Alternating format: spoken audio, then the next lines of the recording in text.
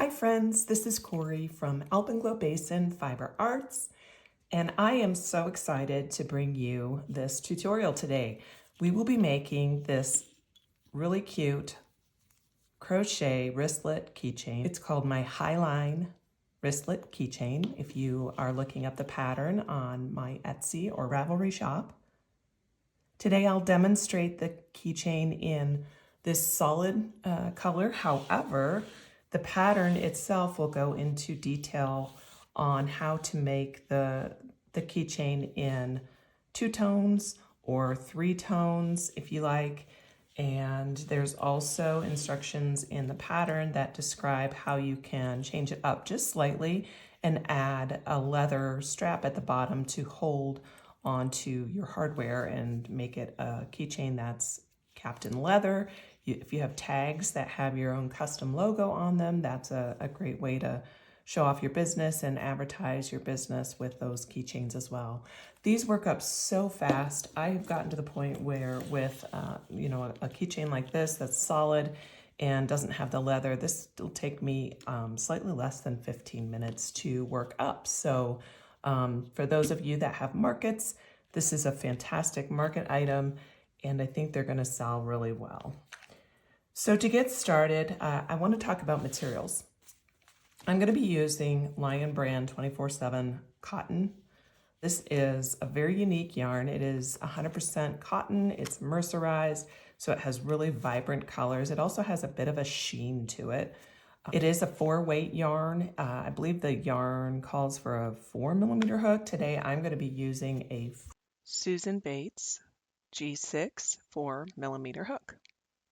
And I also will be using some scissors, need a yarn needle, and I recommend a yarn needle with a nice big eye on it to make the threading very easy and quick.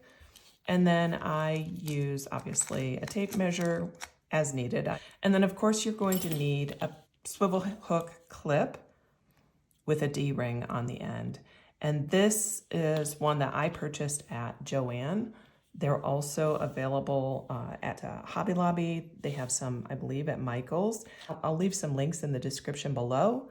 I think you can also source these from Amazon. However, I have not done that yet. And when I do, if I find a good one that I think is good quality and works well, I will add those links later to this description. So make sure you save the video for later. Real quick, before we get started, I want to talk a little bit about yarn substitutions.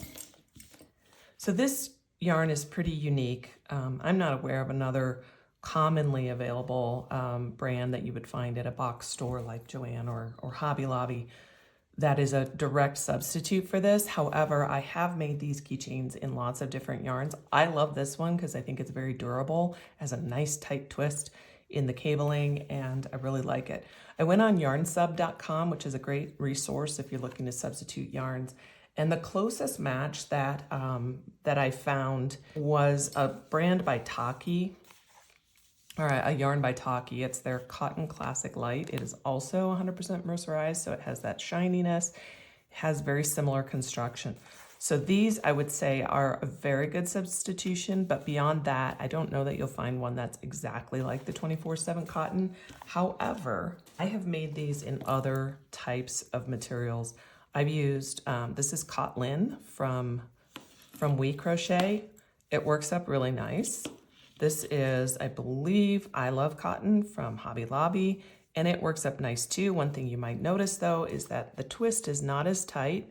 And so right here, hopefully you can see that, there is a little bit of a snag there where I caught it on something. So that's one of the reasons why I like the 24/7 cotton, because it would be very difficult to snag it on something in your purse or that sort of thing. I've also made it in velvet, and while the stitches are a little harder to see and it's a little bit more difficult to work with, it worked out great and it came out great. So if velvet's your thing, I would recommend it. Okay, let's get started. To create your foundation chain for this project, there's a couple of options.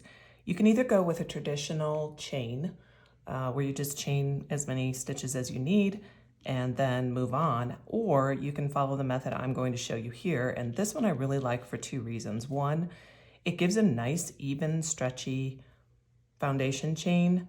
And 2, it's a lot easier to work into than a traditional foundation chain. So what we're going to be using today is a long tail foundation chain. It's a little bit different.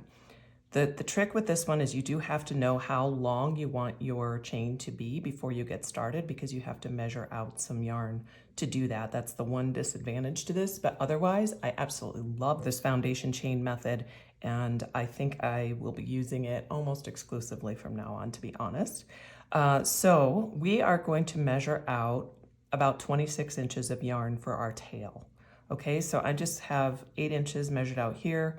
I'm going to take that, fold it once, twice, that's 8 times 3, 24, and then I'm going to add a couple inches to get us to about 26 so that we have something to weave in. And with our 4.5 millimeter hook, I'm going to make a slip knot on the hook. All right, and you don't want this too tight. You want it to be a little bit loose for that first stitch so you don't have trouble working into it when you get back down. All right, and now I want to demonstrate how we do this cast on. So I've got my working yarn here, and I'm going to hold it just as I do normally. And my method is I wrap my pinky, flip my hand, put it between my first and second finger, and then turn my hand. So that is nice control of the tension. And then I use my middle finger and my thumb as pinchers to hold my work. And this is how I always hold my yarn, and I love it. I know everybody has a little different method, but this is mine.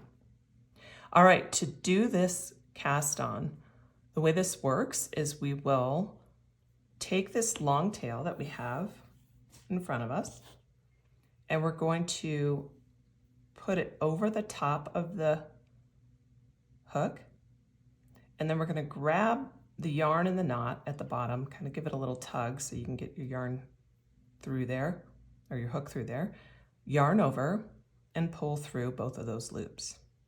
And there you go, that's your first chain or your first stitch. And then we just keep right on going. You just take that tail, put it over the hook, grab everything, yarn over, and pull through. Over the top, grab everything, yarn over, pull through. And I recommend keeping this fairly loose. You don't really want to be tugging this down, otherwise it has a tendency to twist, the chain does.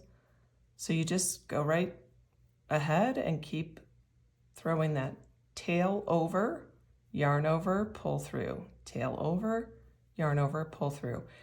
And you need a total of 32 cast on stitches, and you can see how this chain looks as it works up. This is, it looks very much like a regular crochet stitch that you might see when you're crocheting. The bottom looks slightly different, although it's pretty close to the top. It almost looks like an I-cord. I love this. What we are going to do is finish up those 32 cast on stitches, and then we'll get back together and start row 1. Okay, I have made my 32 foundation chains. If you're doing a regular chain method, you just go ahead and put 32 chains together here. And at this point, your work, this is a really, again, this cast on method is pretty stretchy. So this is a really stretchy little foundation chain. And when I stretch it out and let it relax and then measure it, it comes out at about 8 inches at this point. It does get a little bit longer as we add the other rows, but that's where it starts. So that's what you're looking for.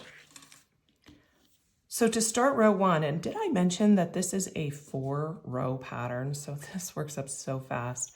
I love it. It's so satisfying to whip out a crochet project, a completed project in 15 minutes. To start row 1, we will chain 1. And if you're using a traditional chain, you're also going to make 1 extra chain so that you'd be working in the second chain from the hook. Now, normally we turn our work and we start working down this way, but in this case, I want to work into the bottom of these stitches.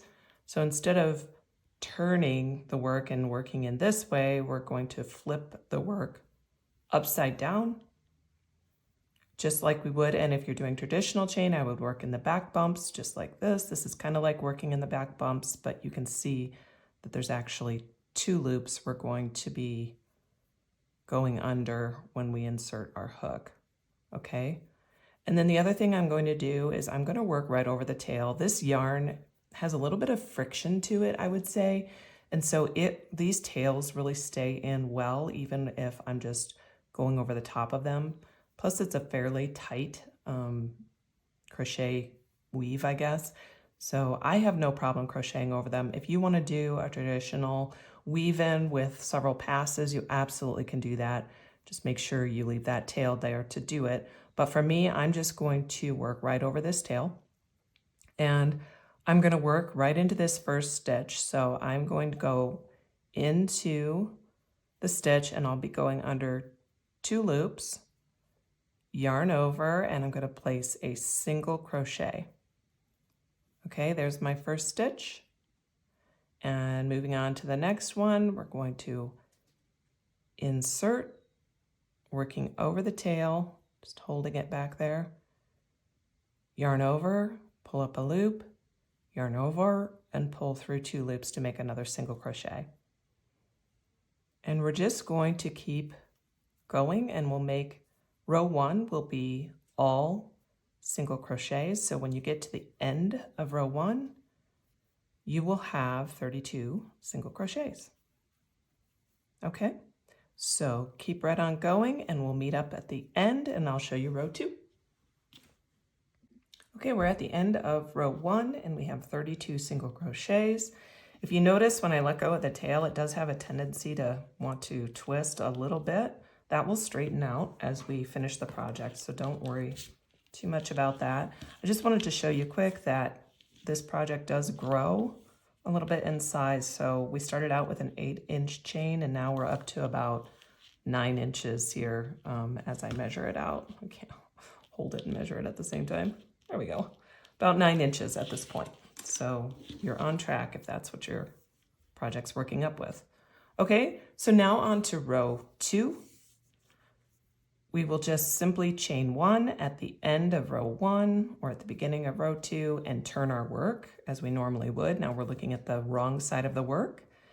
And we are just going to repeat row 1. We're going to put 1 single crochet in each stitch across for a total of 32 single crochet stitches. And I will meet you again at the end of row 2 and we'll work on the next row together. Okay, I've just finished row 2. I have 32 single crochets. Now I'm going to turn my work and chain 1. And now we're back onto the right side of the project. And now we're going to create what's called a cone stitch. And this is the money row. This is where we get this cool texture across here that looks like little train tracks. All right, so to do the cone stitch, we are going to be working into 2 locations here that I want to show you with my yarn needle. Okay, we're going to work into the first stitch, and then we're going to be working into the space below, or the first stitch from 2 rows below. Okay, so we'll work into the top of our first stitch right here. Hopefully you can see this.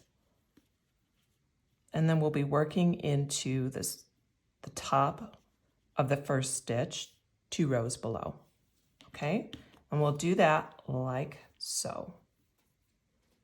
We're going to yarn over, insert in the first stitch, yarn over and pull up a loop, and pull that up a little bit so that it's nice and even with your first loop.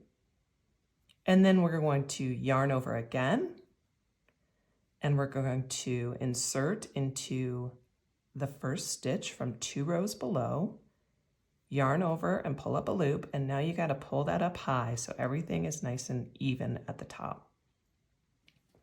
And at that point, we'll yarn over and pull through all 5 loops on our hook. And that's it. We've made a cone stitch. And we're going to make 1 cone stitch in each stitch across, working in that for our second stitch now and working in the second stitch from 2 rows below, pulling up all of our yarns so it's nice and even. We have 5 loops on our hook, yarn over, pull through all 5 loops, and there you go, you have 2 cone stitches. And that's it. This actually goes really fast once you get into the rhythm of it. And we'll do a couple here more together, and I'll just talk through them as I make them. So yarn over into the 3rd stitch, pull up a loop, yarn over into the 3rd stitch from 2 rows below, pull up a loop, pull them all up to the top, yarn over, pull through all 5 loops. Yarn over, pull through, insert through the 4th stitch, yarn over, insert through the 4th stitch, 2 rows below, pulling everything up, yarn over, pull through all 5. That's it. And like I said, once you get into the rhythm, this stitch goes really fast, and we will complete out this row making 32 cone stitches, and I will meet you at the end. I am down to my last stitch for row number 3. And I thought we would do this one together. You can see I've got my stitch available here at the top, and then my corresponding stitch 2 rows below, yarning over, inserting into that top stitch, yarning over, inserting into the lower stitch, pulling everything up, and yarning over and pulling through all 5, and that completes row number 3. Now row number 4 also needs to be worked on the right side of the work in order to make it symmetric with this side of the wristlet. So at this point, I'm going to yarn over to chain 1, pull it nice and tight, and I'm going to snip off my yarn to finish it off, and that will be an end that we need to weave in. I like to weave that end in right now before I go into the next row so I can bury it with the stitches that I create in the next row. To do that, I thread it on my yarn needle, and I simply just spiral it through, I don't know, 4 or 5, maybe 6 stitches along the edge like this. This is the back side of the work. And then I just go ahead and bury it down through one of the stitches on the back. Give that a tug. I stretch everything out so that my work is back to the original size. And then I snip off that end close to the work, and it's gone. It's a nice quick weave as you go method that I use on a lot of projects, and it really saves a lot of time.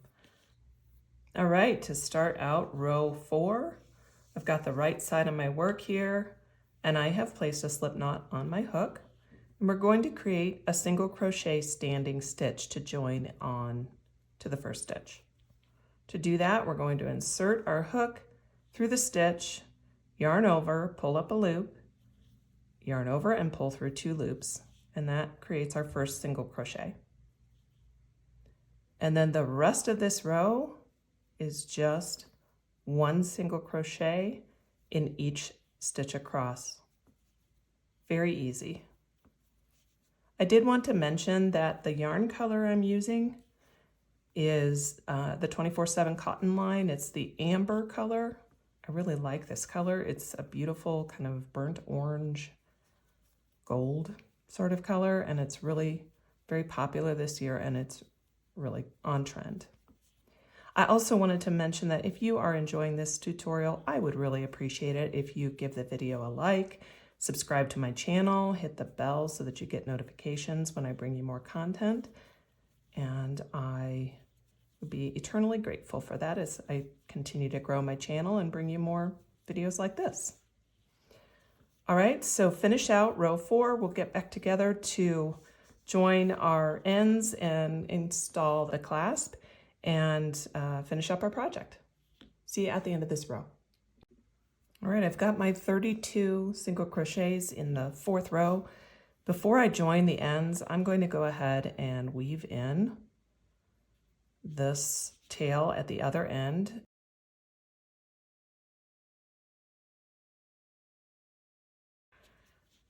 So that looks pretty good to me, and now I'm going to trim that off so that it's out of the way when we join the ends. Okay? So coming back here, now we're again on the right side of the work. Coming back to the end, I've made my final stitch. And at this point, we're going to fold over the wristlet so that the wrong sides are together, okay? And we also need to grab our swivel clasp, which is here. And we're going to basically create 3 stitches to join this together and to add in the clasp. The first stitch is going to be a single crochet 2 together. The second stitch will be a single crochet right in the middle. And then the last stitch will again be a single crochet 2 together. And we're going to work into the side of this last stitch from row 4. And I'm not even going to do a chain here. I don't need the extra chain. I'm just going to work right into that side of that last stitch. So I've got a nice stitch in the corner. And then I'm going to, bringing up that other end, I'm going to work into that last stitch in the corner of row 4 from the other side. And then I'm going to squeeze them together, yarn over, and pull up a loop. I'm getting snagged in there. Okay, so now I have 2 loops on my hook, and I'm working on that first single crochet 2 together. To do the second half of the stitch, I'm going to insert between the center and the end. I'm going to insert right in there. Same thing on the other side. There's a little space there. I'm going to insert in there. And at this point, I need to add in my hook on the second half of this single crochet together. So I'm going to place the D-ring over my hook, grab my yarn, yarn over, and pull through the hook and both sides of our work. Now we have 3 loops on our hook, so we're going to yarn over and pull through all 3 of those loops, and that creates that single crochet 2 together, but we grabbed the hook in the process on the second half of that stitch. And I'm working these fairly tightly because I don't want that to be a loose connection. I want it to be a pretty tight connection. So I am working these stitches across here pretty tightly as compared to most of my stitches. Now we're going to insert right into that cone stitch on the side, getting under 2 loops on the first end, and then the same thing, working right into that cone stitch on the other side. And now putting that D-ring over our hook so that we incorporate it into the stitch. And this is just a regular single crochet, so we're pulling up a loop. Again, keeping the work pretty tight, pulling over and going through, or yarning over and going through those last 2 loops on our hook to create a single crochet. And now we're going to create one more single crochet 2 together to finish this out.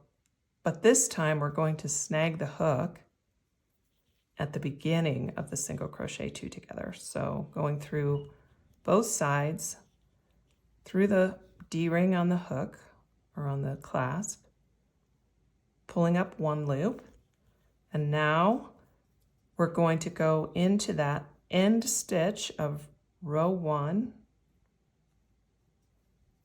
on the first side, same thing on the second side, right into that end stitch in the corner, yarning over, pulling up a loop. Now we have 3, and we did not go through the hook through the clasp this time on the second half of that single crochet 2 together, only on the first half of the stitch.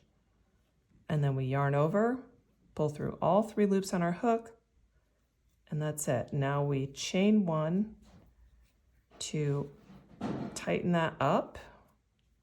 And we're ready to fasten off. And what I do here is I actually cut the yarn, and then just to give it a little extra security, I pull that tail right through that chain loop and tighten that down to give it a bit of a knot there. And that knot gets pulled in to the work when we weave in the end, so it disappears. And then I want to show you how I weave the end just to give it a little bit more of a finished look. I thread my yarn needle, and this last hook here, this last loop on the clasp, sometimes it sort of pulls off to the side. You can see it right there. It pulls off to the side. So I just come up here and go right through there, and then I go right through that loop. I push through to the back side of the work, and I pull that down, and you'll see how that then pulls that loop in line with the rest of them on the hook. So it's not out there on its own. Okay, and then the rest of it, honestly, is just a standard weave. Sometimes I like to go through a couple loops and just make a little bit of a embroidery knot here on the back of the work, just to tighten everything down so it doesn't loosen up. And then I just run my needle through the yarn to weave off that last end, pull everything through, and trim it up. Give it a stretch, trim it up. And there we have it. You have your very own high line wristlet keychain. Thanks for joining today. I appreciate it. Have a great day, and I hope you make lots of these. Take care.